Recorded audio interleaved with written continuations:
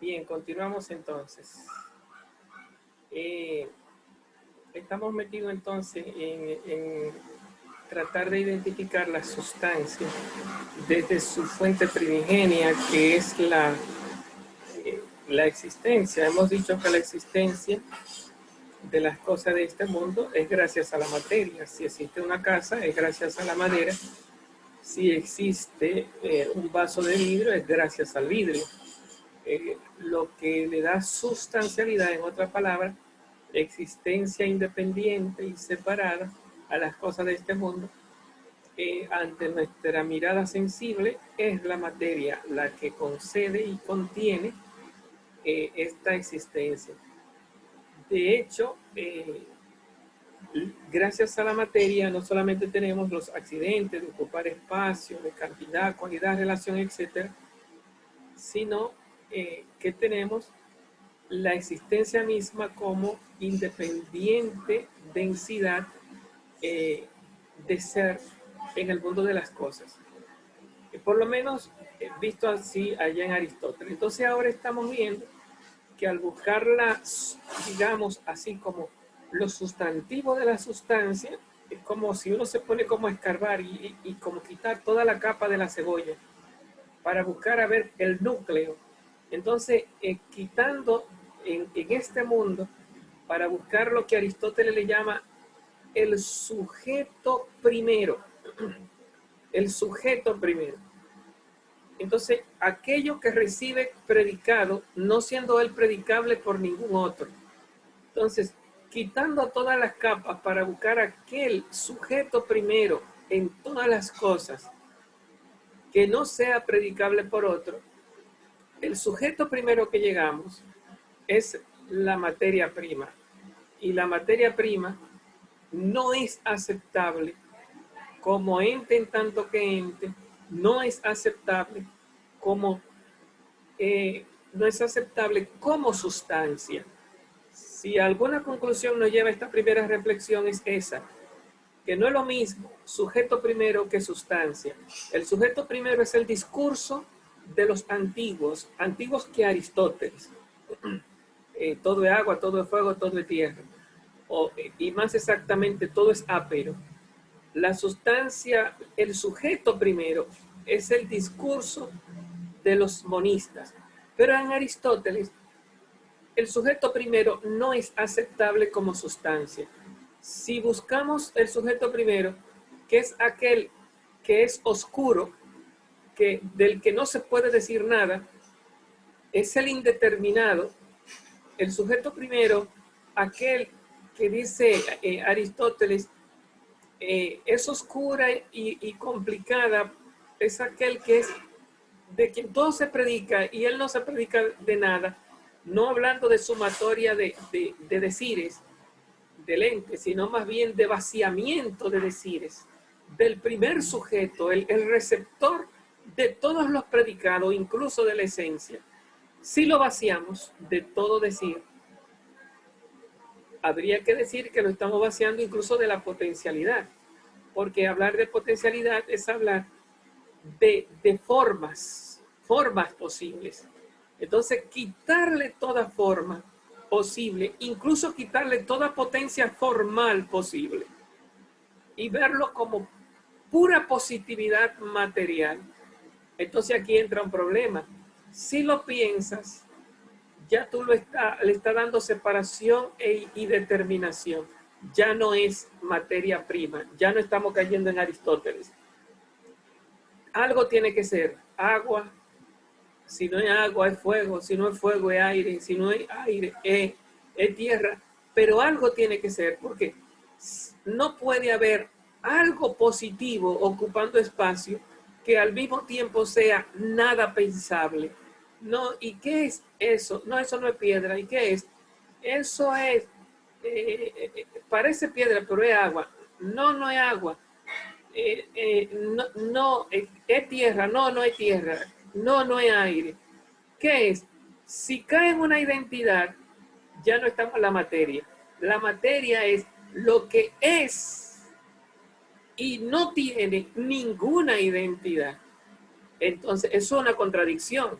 Por eso encontramos que la filosofía del Apeirón de Anaximandro evolucionó al ser y no ser de Heráclito. Heráclito dice que el ser no es y el no ser es, justamente porque pone ahí un punto medio en el que cuando el no ser se niega a sí mismo se convierte en ser y el ser se niega a sí mismo se convierte en no ser. Pone ahí un punto medio de oscilación en que dice que la guerra es el padre de todo, porque pone ahí una tensión, un moverse del ser al no ser y del no ser al ser. ¿Por qué? Porque la mente tiene que pensar algo que no se sostiene en el mundo de esta realidad, porque todas las cosas cambian. Entonces, Aristóteles está enfrentando ese ser. ¿Y qué nos termina diciendo Aristóteles? No cae ¿cómo se llama? En la tensión de Heráclito, de un ser que no es y un no ser que es. No cae en la tensión móvil de Heráclito. Tampoco cae en el positivismo de Anaximandro, la positividad sin identidad de Anaximandro. Entonces, ¿dónde cae Aristóteles? Aristóteles cae en el ilemorfismo.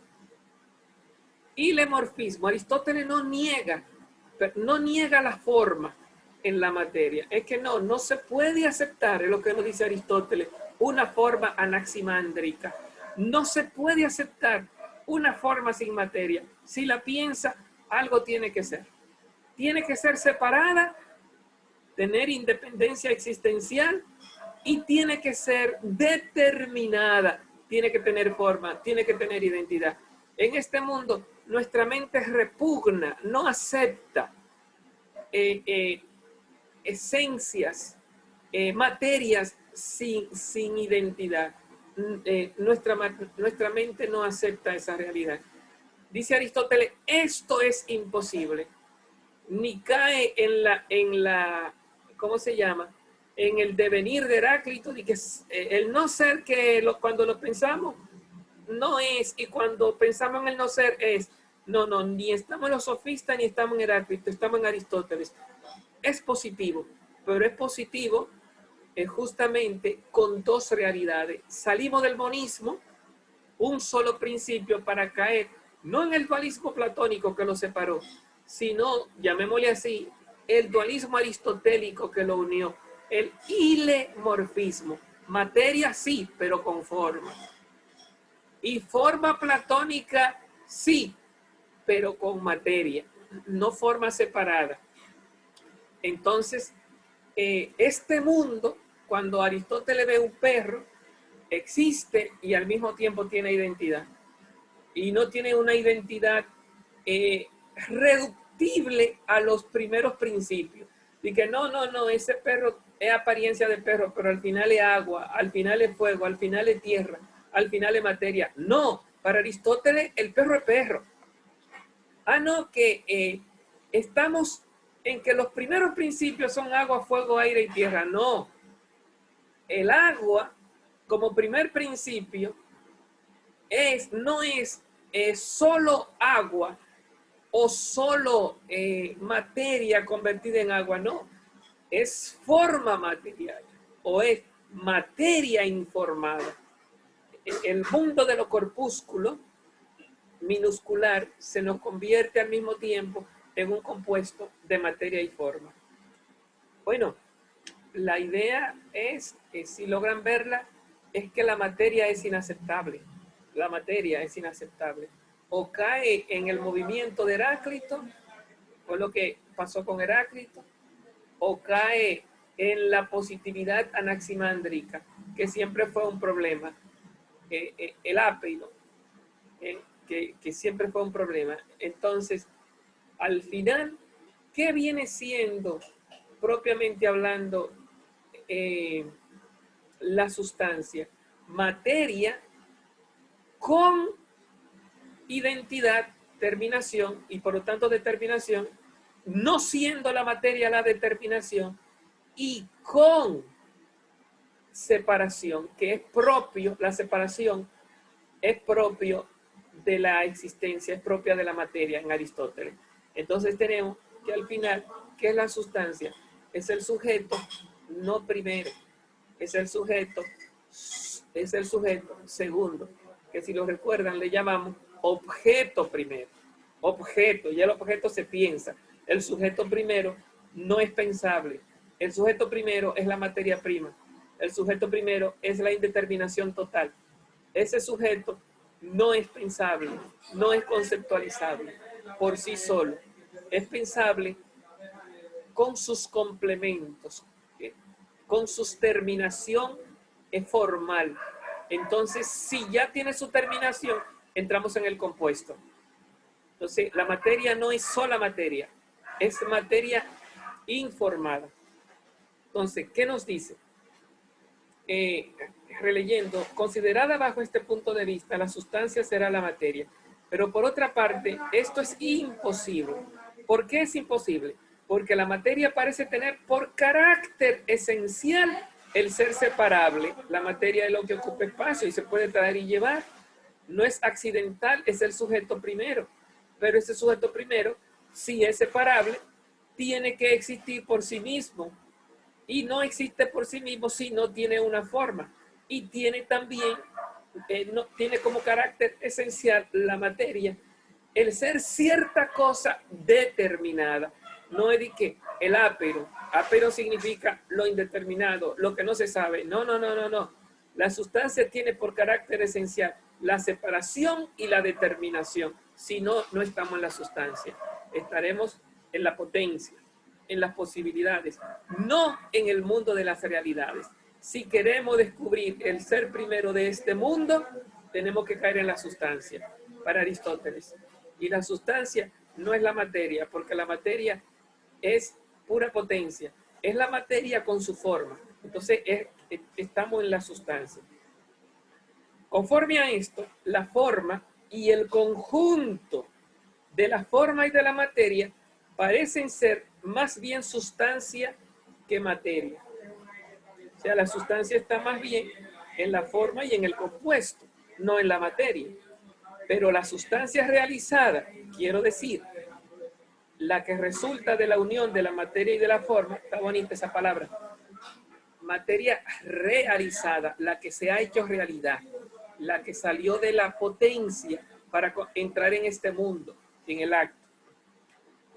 La unión de la materia y de la forma, no hay que hablar de ella, evidentemente es posterior a la forma y a la materia, entendida por sí sola. Y por otra parte, sus caracteres no son manifiestos. La materia cae hasta cierto punto de vista bajo los sentidos. Un perro, un caballo, una vaca. La materia son las cosas determinadas que de alguna forma están ante nuestros sentidos. Claro que ya él distinguirá entre lo que se llama los sensibles per se y los sensibles per accident. Los sensibles per se son los colores de frente a la vista, olores frente al olfato, etc. Y los per accident son aquellos que conocemos por sus manifestaciones accidentales, que no son sensibles por sí mismos, sino por sus accidentes. La materia no es cognoscible por sí misma, es un per accident, no es un per se. Entonces, por eso dice, hasta cierto punto de vista, cae bajo los sentidos. Vemos las cosas materiales, aunque nunca encontramos la materia. De que, ay, mira, la materia prima la encontré.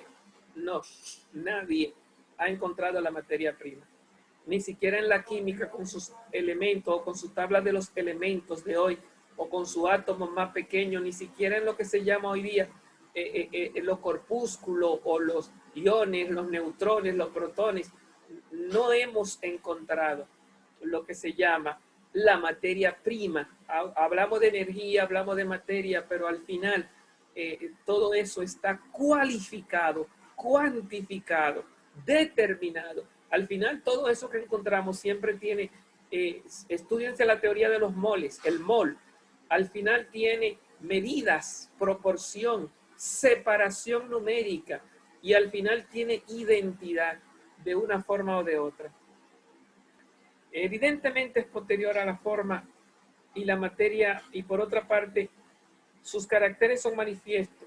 La materia cae hasta cierto punto de vista bajo los sentidos.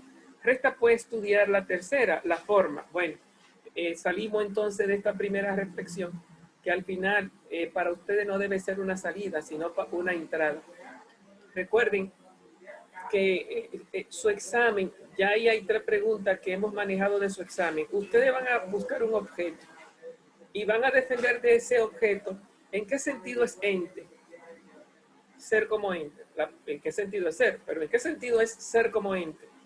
Sería como el ser primero. ¿En qué sentido es esencia? Ser como esencia. Entonces, ahí entonces entra la teoría del ser primero y el ser segundo. El ser como contenedor de la existencia y el ser como modificación de las sustancias. Entonces, después viene la tercera pregunta, que sería de ese ser que ustedes estén buscando. ¿En qué sentido ese ser que usted está manejando en clase es sustancia? Entonces, ese mismo ser, visto como ente, es una cosa. Visto como esencia, es otro enfoque, otra lectura, metafísica también. Esencia versus accidente, ser primero versus ser segundo.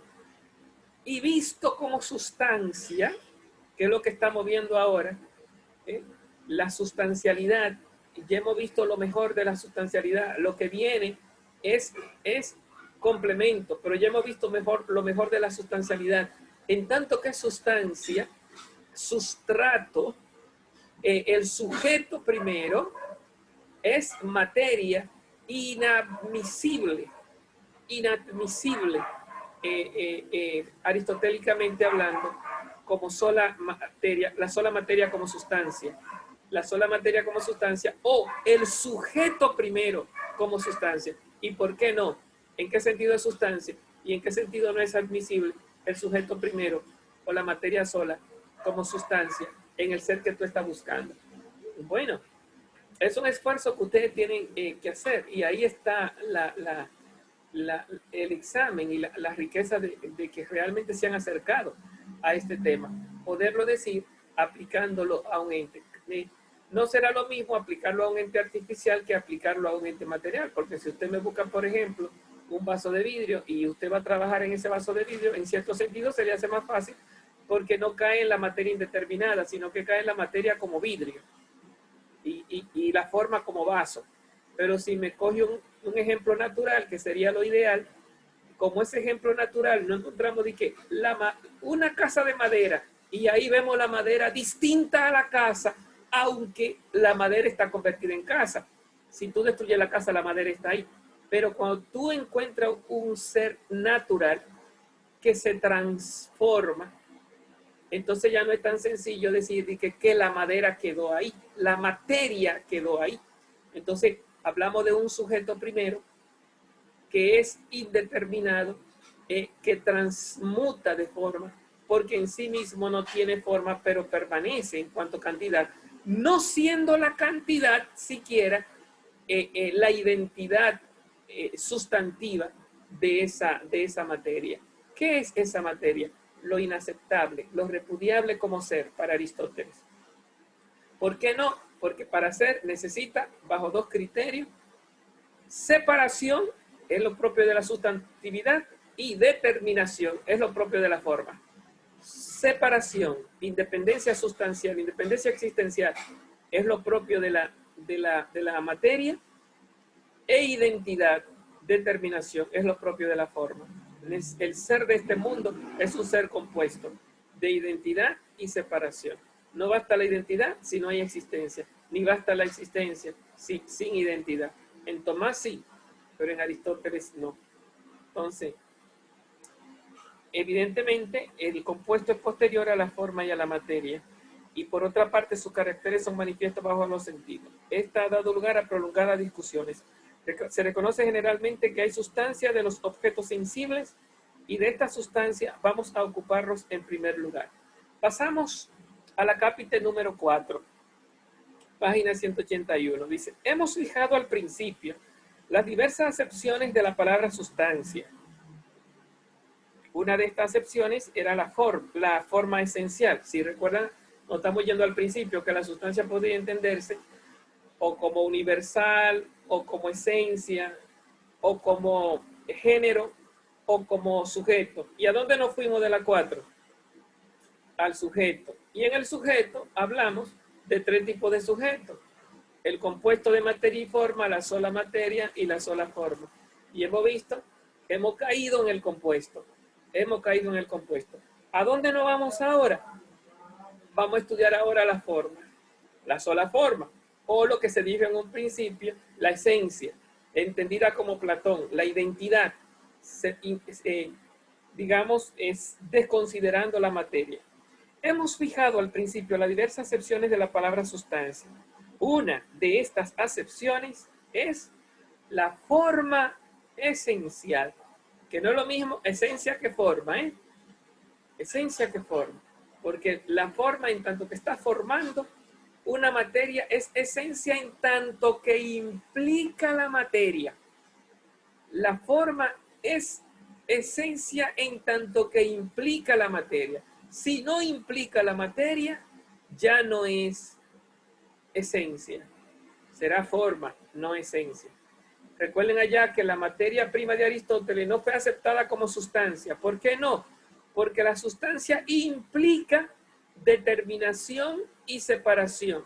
No es solo separación, independencia, autonomía existencial, separación, autonomía existencial, sino que también es implicativa de una identidad. Determinación. En tanto que implica su determinación, que es su forma, lo aceptamos como sustancia.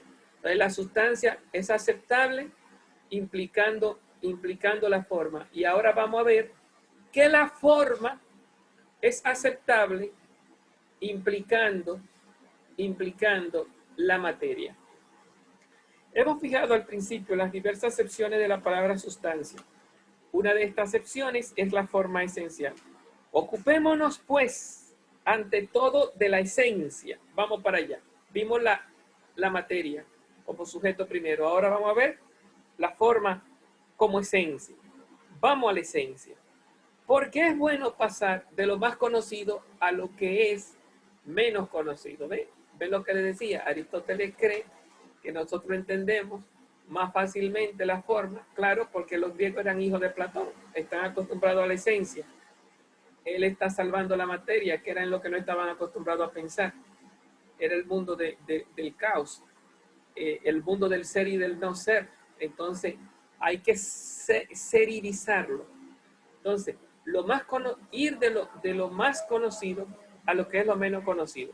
Así procede todo el mundo en el estudio.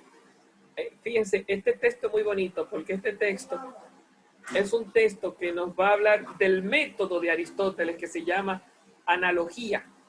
Aristóteles tiene tres métodos. Inducción, deducción y analogía. Aquí, el problema con la filosofía de Aristóteles es que está regada por toda parte. Aquí está la explicación más bonita de lo que él le llama analogía. Así procede todo el mundo en el estudio. Se va de lo que no es un secreto de la naturaleza y sí un conocimiento personal a los secretos de la naturaleza. La materia prima es un secreto de la naturaleza, no lo podemos ver.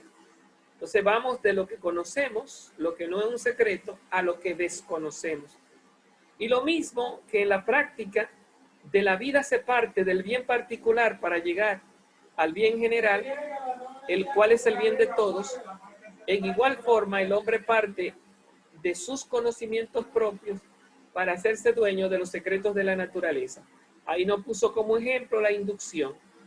Se parte del bien particular, que es un gato, para hablar de todos los gatos. ¿Qué es el gato?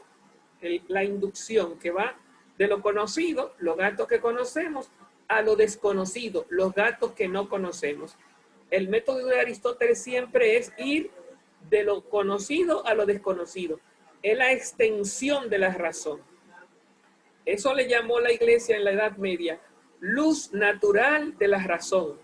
A la inducción, a la deducción y a la analogía, la iglesia le llamó razón y a la fe le llamó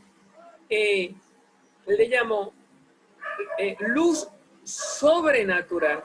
Y a la razón, que es lo que Aristóteles nos está enseñando ahora, ir de lo conocido a lo desconocido, de la inducción de los particulares a los universales, oír de lo que conocemos a lo que no conocemos, ese paso de la extensión del pensamiento que se da tanto en la inducción, en la deducción y en la analogía, que es lo que estamos viendo, la iglesia le llamó luz natural, y a la fe le llamó luz sobrenatural.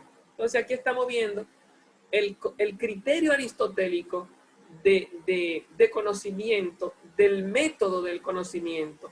¿Cómo llegamos nosotros a los secretos de la naturaleza?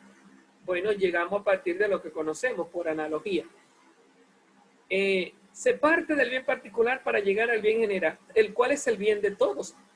En igual forma, el hombre parte de sus conocimientos propios para hacerse dueño de los secretos de la naturaleza.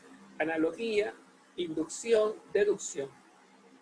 Estos conocimientos personales, que serían como experiencia, y primeros, son muchas veces muy débiles, encierran poca verdad o ninguna. Sin embargo, partiendo de estos conocimientos vagos, individuales, es como se hace un esfuerzo para llegar a conocimientos absolutos, ciertos. Y como acabamos de decir, por medio de los primeros, tanto en la inducción, en la deducción, como en la analogía, por medio de los primeros, llegamos a adquirir los demás. En otras palabras, vamos de lo primero, que es lo conocido, llegamos a los demás, que es lo desconocido. Repetimos que aquí se explica el criterio de método, de metodología aristotélica, la luz natural de la razón, ir de lo conocido a lo desconocido. Ese es el método de Aristóteles.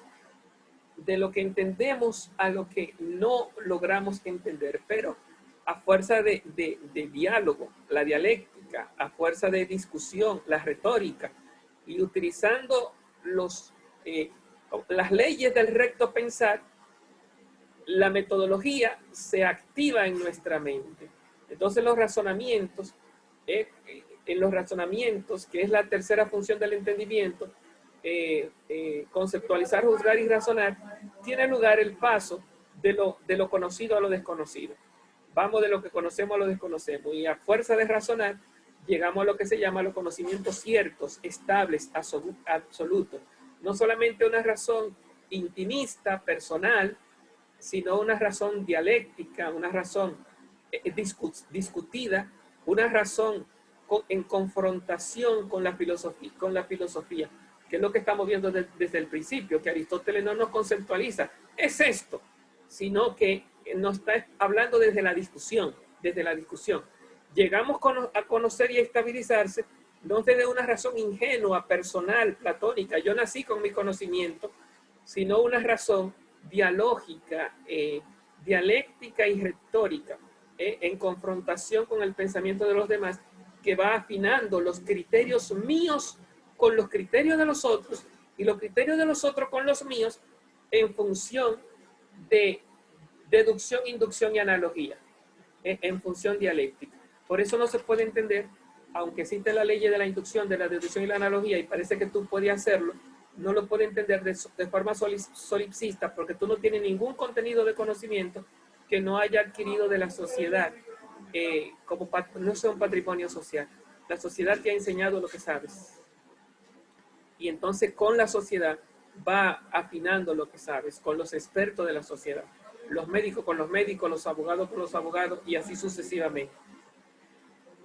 Bueno, procedamos ante todo por vía de definición. Parecería ser, no explica el método, ¿verdad? No explica el método. Curioso, porque el método de la dialéctica de Sócrates y de Platón siempre era el mismo. Si ustedes se han puesto a leer los diálogos de Platón y han visto a Sócrates discutiendo en los diálogos de Platón, siempre buscando clarificar la idea. ¿Qué tú piensas? Y vamos a entender eso que tú piensas, cómo tú lo piensas. ¿Qué es eso que tú piensas? Esa es la pregunta de Sócrates siempre. ¿Qué es? Y tú vas dando respuestas que Sócrates estaba diciendo, no, pero eso no es lo que es. Tú me estás diciendo esto, no me estás diciendo el ser. Dime lo que es. Y Sócrates te va atacando y te va llevando, hasta que al final el mismo Sócrates termina tumbándose, por lo menos en los primeros diálogos de Platón. Pero el método es buscar la definición. ¿Qué es buscar la definición? Buscar la identidad. Y ya hemos visto que tú no puedes definir a Sócrates tanto que Sócrates. La sustancia primera es indefinible. ¿Qué sería definible de la sustancia? La sustancia segunda. ¿Y cuándo es segunda la sustancia? Cuando es la esencia. No la esencia en tanto que forma platónica, sino la esencia en tanto que estamos hablando del mundo, de la colectividad de los existentes. Estamos hablando del conjunto de los seres humanos, no de la idea de humanidad, no de la idea, algo así como el animismo pitagórico, como que el hombre existe en los hombres. No. Estamos hablando del conjunto de los particulares. Entonces hay como una virtualidad en la periodicidad. El ser humano de Aristóteles es genérico y es individual. Es individuo y es genérico. No es universal como Platón, como un ser que está animísticamente hablando, reviviendo en todos los particulares, que tal vez fue una herencia que Platón heredó sin querer de los pitagóricos, que cuando hablaban de la periodicidad, hablaban del ánimo, como que hay el alma del gato, está en todos los gatos, y el alma de gato no permiten que los gatos dejen de existir. Siempre habrá gato gracias al alma de los gatos, algo así, ¿verdad? Entonces Platón sacó ese gato y lo puso en el mundo de las ideas. Y Aristóteles entonces vuelve al gato, pero no es un ánimo, ni es una idea, es muchos gatos. ¿Y dónde está entonces la gateidad de los gatos? Ahí ese es el tema del género en Aristóteles. No es el tema del universal, ni es el tema del, ¿cómo se llama? El ánimo del pitagorismo, sino el género, la sustancia como género. Ese es otro discurso. Procedamos ante todo por vía de definición. Y digamos que la esencia de un ser es este ser en sí. Ser tú no es ser músico. Claro, entonces siempre él nos va a poner el ejemplo de Sócrates. Parecería como que Sócrates tocaba algún instrumento. Entonces, tratemos de definir. ¿Por qué hay que proceder por definición? Porque la esencia es lo que se define. ¿Quién es el filósofo de la esencia? Platón. ¿Y qué dijo Platón? Que el ser es eminentemente inteligible. Hemos visto que la materia es el ser para Aristóteles, pero no se entiende.